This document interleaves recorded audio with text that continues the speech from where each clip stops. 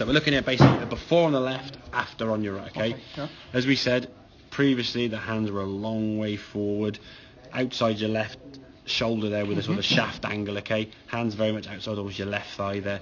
Just very preset and cause this left elbow. Now it looks a bit locked as it goes forward, so the first move as the club goes back now. Okay. This sort of dropping and bending of the arm, and the arm going down, the elbow bending. Your shoulder tilt now is going to be quite steep and quite tilted, and then we're going to be hitting the ground quite regularly, and then you're just chopping down. So now you're sort of like just your legs sort of separate and split and sort of pop up to try and down at the ground, and everything's all very tucked and tight. And that's when I was sort of stood that one time to the side of you here, was sort of swinging the club through here. It kind of felt you just grabbed onto the club. That was almost instinctive. There's no need for you to grab the club. You just went, because that's kind of what you're used to doing as you come hitting area, and then try and save it. And the balls are generally blocked out to the right, hit very heavy, or maybe topped if we're not careful, you sort of pop up. So this move on the right hand side for a much more neutral setup. The feeling is this arm is taking the golf club away, okay? So you see you're pushing the club away now without that bend in the elbow, yeah? Yeah. So you're staying more level, rotating more effectively.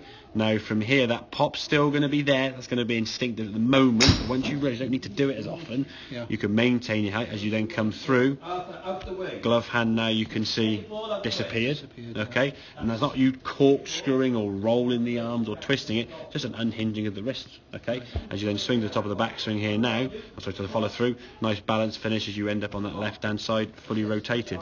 But it's more efficient movement. So from the top of the backswing there, there's a rotation with your shoulders and the arms are pushing back nicely, whereas before it was kind of like down, up and lift, and just lots of variation. And when you timed it well and you play regularly as you were once or twice a week, you kind of figure out a movement that would work. And you get on a golf course off a sloping line, you might struggle. If the wind was off a certain direction, you might struggle, but the bog standard shots you could be okay. The rough, maybe not so good, whatever it may be. But then when you hit a bad shot, the variation between good and bad would be huge. And it was just like you either hit it 150 dead straight or like 10 yards scuttling. Like, oh god, what's the difference?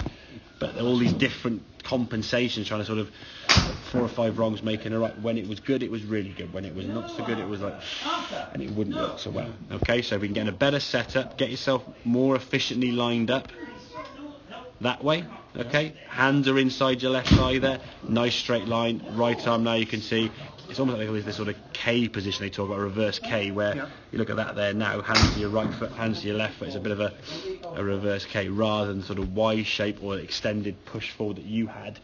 Hands are like almost like a cricket bat sort of setup. Yeah, really way forward there in terms of setup, okay?